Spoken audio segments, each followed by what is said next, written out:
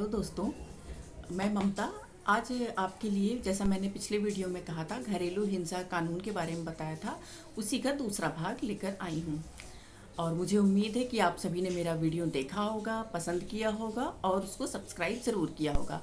अगर किसी ने नहीं किया है तो प्लीज़ उसको लाइक और सब्सक्राइब ज़रूर कर लें। तो पिछले भाग में मैंने बताया था कि घरेलू हिंसा अधिनियम क्या है, इसका पूरा नाम क्या है, इसकी क्या परिभाषा है, इसमें कौन शिकायत कर सकता है, कौन आरोपी है और कैसे इसमें कोर्ट में प्रक्रिया होती है। तो आज मैं बताऊंगी कि इसमें किस किस तरीके के आदेश मिलते हैं। तो ये जानना बहुत ज़रूरी है कि इस कानून में हमको कौन कौन से आदेश मिलते हैं और हम क्या क्या मांग सकते हैं, क्योंकि बहुत बार ऐसा होता है हमें पूरी जानकारी नहीं होती है तो हम एक आध चीज़ मांग लेते हैं, लेकिन हम इस कानून के तहत हम कई सारी राहतें मजिस्ट्रेट से मांग सकते हैं। तो जो इस कानून के सेक्शन 18 से लेके और सेक्शन 23 तक की इसमें आदेश की बात करी गई है। तो सबसे पहले हम सेक्शन 17 की बात करेंगे। तो सेक्शन 17 ये बताती है कि जो महिला है उसको साझी गृहस्थी में रहने का अधिकार है। और जो सेक्शन 18 है वो प्रोटेक्शन ऑर्डर यानी कि संरक्षण आदेश की बात करता है। अब सेक्शन 18 में मजिस्ट्रेट किस किस तरीके के संरक्षण आदेश दे सकते हैं। तो सबसे पहला कि किसी भी तरीके की घरेलू हिंसा रोकने के लिए।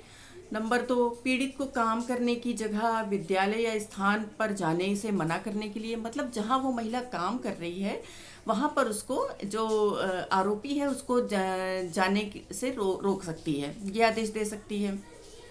महिला से किसी भी तरीके का संपर्क करने से रोकने का आदेश दे सकती है। जो उस महिला की जो भी संपत्ति है, जो उसका स्त्री धन है, और उसका किसी भी तरीके से उपयोग करने का आदेश दे सकती है। और महिला के जो रिश्तेदार है उस पर हिंसा करने से रोकने का आदेश दे सकती है। इसके अलावा मजिस्ट्रेट जो भी आदेश जरूरी समझता है वो आदेश दे सकता है। तो हमें संरक्षण आदेश में इस तरीके के आदेश मिल सकते हैं। अब देखिए, हाँ, निवास आदेश जो बात कर रहे हैं, सेक्शन 19 में हम निवास आदेश या रेजिडेंशियल ऑर्डर की बात करते हैं। अब इसमें किस किस तरीके के आदेश में मजिस्ट्रेट दे सकता है। एक तो महिला या उस बच्चे को जो पीड़ित है उसको साझी गृहस्थी से बेदखल करने से रोकने के लिए ये आदेश दे सकते हैं। आरोपी या उसके रिश्तेदारों को साझी गृहस्थी के उस भाग से जिसमें महिला या वो बच्चा रह रहा हो वहाँ पे रोकने का आदेश दे सकती है। यानी कि जिस पोर्शन में, घर के जिस भी पोर्शन में महिला और वो बच्चा रह रहा है वहाँ पर जो आरोपी है या वो या उसके रिश्तेदारों को रोकने का आदेश दे सकती है। इसके अलावा ऐसा भी आदेश दे सकती है कि महिला वहाँ पे अपने आप को डरा हुआ महसूस कर रही है उस घर में कि नहीं रह सकती है, तो महिला को और उस बच्चे को जो आरोपी है उससे एकदम अलग रहने की व्यवस्था करने का भी आदेश दे सकती है। और ये ध्यान रखिएगा, ये व्यवस्था उसी स्टैंडर्ड की होनी चाहिए जिस स्टैंडर्ड में वो आरोपी रह रहा है। और इसके अलावा जैसे साझी गृहस्थी में जो आरोपी है अपना हक छोड़ने से रोकने के लिए, अब ये किस तरीके से होगा कि वो अपना कोई फाइल रख गए हैं तो उसको लेने चले आए हैं, और या बार बार मतलब कि अपना कोई सामान लेने आ रहा है कि जिससे बार बार डिस्टर्ब हो रही है और उसको आके महिला को हैरेस करना है या परेशान करना है। इसके अलावा आरोपी को साझी गृहस्थी से हटाने का ही आदेश दे सकती है। यानी कि ये भी आदेश दे सकती है कि आप उस जगह पे जा ही नहीं सकते हैं जहाँ पे वो महिला रह रही है। तो निवास आदेश में इस तरीके के आदेश हमको मिल सकते हैं। अब जो सेक्शन 21 है वो बात करता है कस्टडी आदेश के लिए, कि महिला जो बच्चा है वो माँ की कस्टडी में रहेगा, और अगर पिता को मिलने का अधिकार है, अगर मजिस्ट्रेट चाहेगा तब, नहीं तो नहीं मिल सकता है। अब किस किस तरीके की आर्थिक राहत मिल सकती है, सेक्शन 20 में बात करते हैं मॉनिटरी रिलीफ की। तो ये महिला को जो भी इस खर्चे हुए हों केस करने में, कोर्ट आने जाने में, या जो भी हिंसा को लेके जब उसके साथ हिंसा हुई हो, उसके कोई किसी भी तरीके का उसको नुकसान हुआ हो, वो सारी नुकसानों की भरपाई के लिए आदेश दे सकते हैं। सेक्शन 22 में महिला, जब मैंने उस दिन में अपने पहले भाग में भी बताया था कि ये पहला ऐसा कानून है जिसमें डोमेस्टिक वायलेंस के लिए कंपनसेशन की बात की जाती है। तो जो सेक्शन 22 है वो किसी भी तरीके की मेंटल टॉर्चर और इमोशनल डिस्ट्रेस के लिए कंपनसेशन की बात करता है। अब इसके अलावा सेक्शन 23 है, वो इंटरिम ऑर्डर की बात करता है कि इंटरिम ऑर्डर इसमें दिया जा सकता है।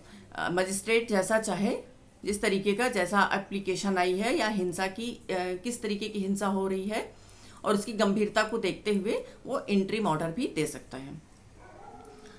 इसके अलावा जो सेक्शन 24 है, वो जो भी इस कानून के तहत जो भी आदेश हुए हों, जो भी प्रतियां होंगी, उसकी फ़ोटोकॉपी होगी, वो निःशुल्क प्रदान किए जाने की बात करता है।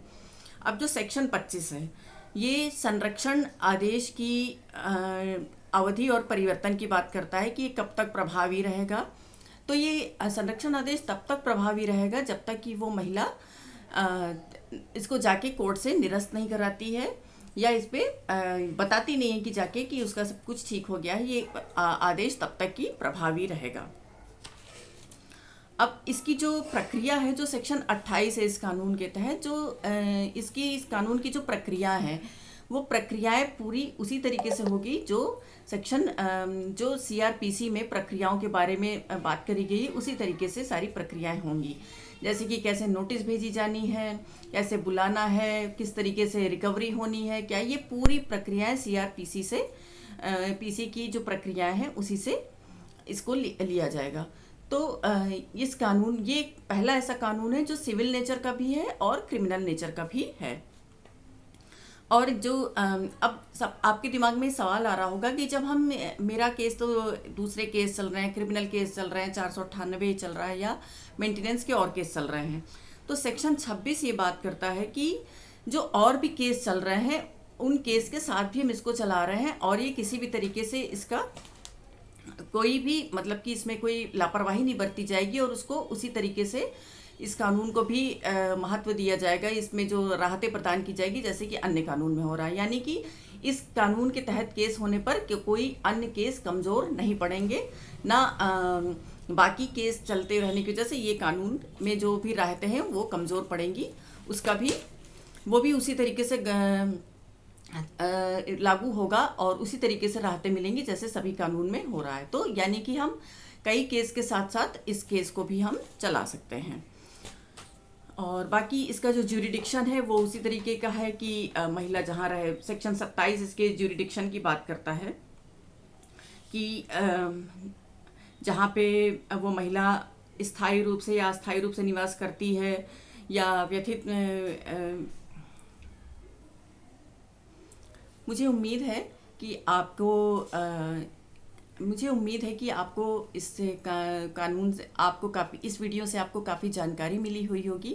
और अगर आपको ये जानकारी अच्छी लगी तो अपने दोस्तों के साथ और किसी ज़रूरतमंद के साथ ज़रूर साझा करिए और अपने अनुभव मुझे कमेंट बॉक्स में ज़रूर लिखिए। किसी को कोई कन्फ्यूजन हो या कुछ पूछना हो, कुछ इशू हो तो ज़रूर संपर्क करें, कमेंट बॉक्स में लिखें या मुझे मैसेज करें और इसको लाइक और सब्सक्राइब करना ना भूलें। Thank you so much.